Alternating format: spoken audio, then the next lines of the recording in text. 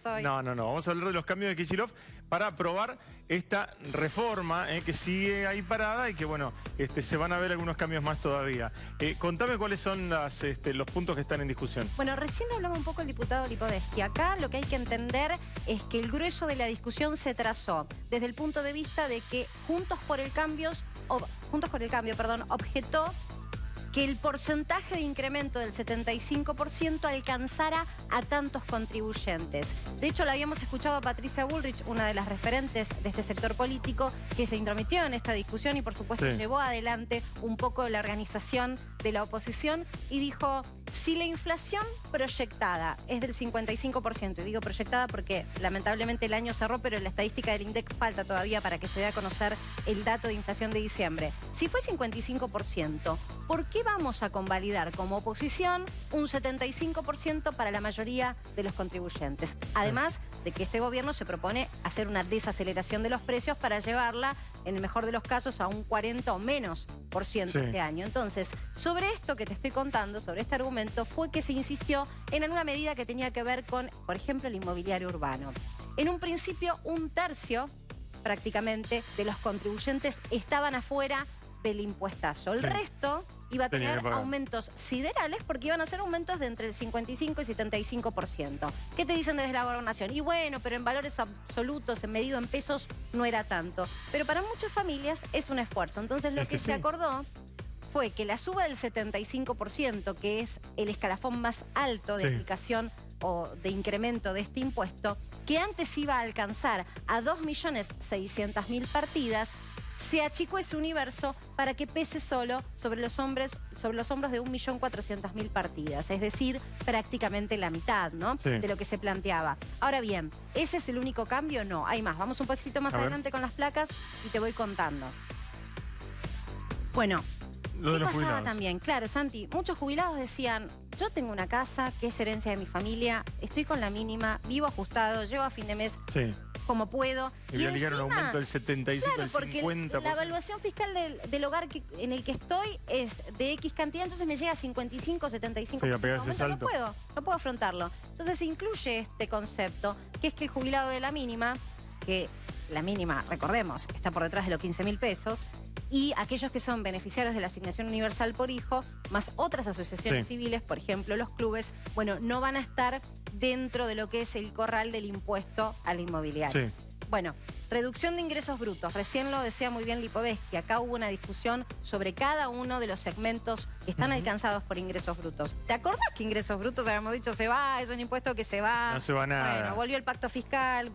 La realidad es que después se dio marcha atrás. La realidad es que ingresos brutos es uno de los impuestos más distorsivos y alcanza a todos los rubros que realizan compraventa o servicios en la provincia de Buenos Aires. La alícuota más discutida que se proponía aumentar, Santi, era la producción de medicamentos en la provincia de Buenos Aires.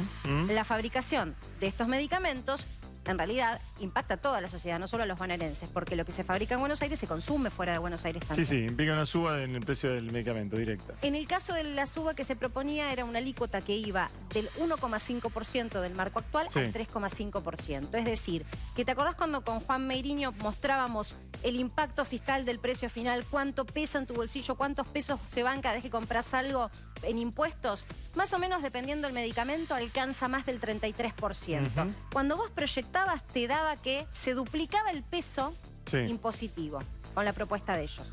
Y ahora lo que proponen es reducirlo para eso, para la producción de medicamentos y también para un montón de cosas más. Bueno, mantener la alícuota como ya está para medicamentos, insisto en esto porque se iba a trasladar, por supuesto, el costo al consumidor final y los medicamentos es algo que, lamentablemente, quien tiene que consumirlo no puede prescindir de ellos. Servicios jurídicos también, ya que está, los abogados nunca pagan nada.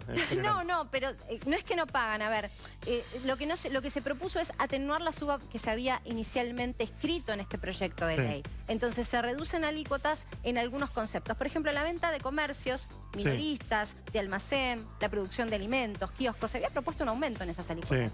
Se dio marcha atrás.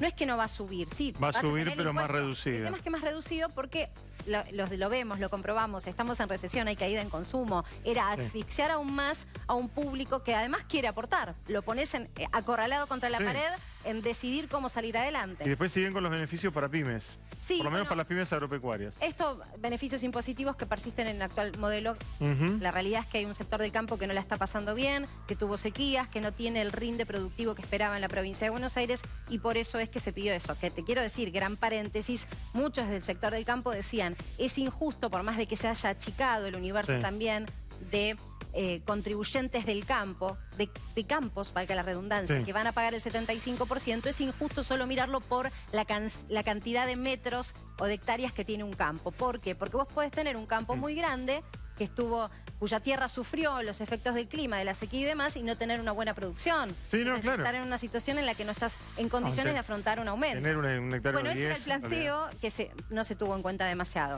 Pero también hay otros cambios que tienen que ver con el impuesto automotor. Exención del pago del impuesto automotor para los transportes municipales. Bueno, eso es algo que se ha decidido también en consenso con las distintas intendencias. Y esto sí es interesante, es la descentralización en los municipios del cobro de las patentes de aquellos autos que tienen, digamos, más de 10 años. Que eso era algo que gestionaba provincia y ahora cada intendencia lo va a poder negociar. El punto es que esto es interesante para los intendentes porque allí también se pueden establecer algunas modificaciones impositivas y no deja de ser caja. Así que esta fue también una de las monedas de cambio con algunos intendentes. Y después un techo al incremento del impuesto automotor que no podrá ser superior la suba para vos contribuyente al 50%. Esto es importante porque ¿cómo se calcula este impuesto? Es un porcentaje fijo sobre la evaluación del auto. Esa evaluación está muy atada a la evaluación de mercado. Una tabla que todos los años se publica, que es oficial. ¿Y qué pasó con esa tabla, Santi? Muchos autos, incluso usados, por tener un alto componente en dólares, con la devaluación, con las sucesivas devaluaciones, incrementaron su valor. Claro. Entonces ya había pasado el año pasado. Ese porcentaje es proporcional al valor. Si el valor sube, entonces tengo que pagar más de impuesto. Si encima me vas a aumentar el impuesto, entonces ¿cuánto tengo que pagar? Bueno, este año lo que se hizo fue, más allá del impuesto y del incremento, el tope que vas a sentir como peso si tenés un auto no puede ser superior al 50%. Menos mal. Sí, te lo digo así como si fuese 50%. Nada más. Como chicos, nada más que el 50%. Bueno, en línea, pero esa es la negociación. ¿Por qué 50? ¿Por qué 55? Porque es en línea con la inflación esperada 2019. Así que eso fue lo negociado. Como el aumento del sueldo de la mayoría de la gente, ¿no? Ah, no, nada que ver eso. Bien, gracias. Te la debo. Ustedes, chicos.